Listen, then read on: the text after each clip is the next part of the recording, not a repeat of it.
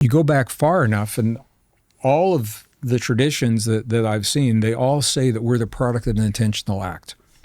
You go into the Mayan cultures, and they talk about the multiple iterations of what it took to create the first humans and how we were created. You go into the Apocrypha and the Gnostic texts, and what's really interesting is they never say God created, and even the original biblical text doesn't say that God created humans. It says Elohim, and Elohim is a plural.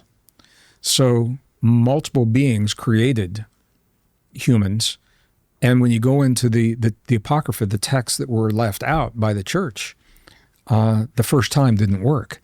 Multiple iterations of humans had to be created to hold the power of the soul in the three-dimensional world. So another way of saying that is multiple iterations of DNA had to be tested to hold the sound or the frequency as the antenna to tune us into where we are, multiple iterations.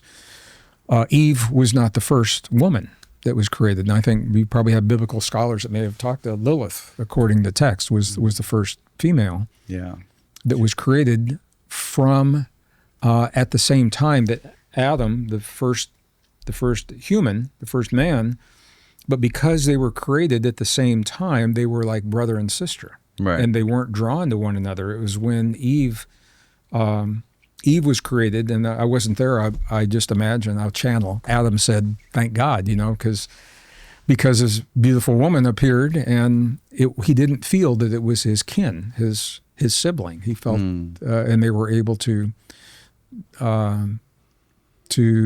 be as man and woman.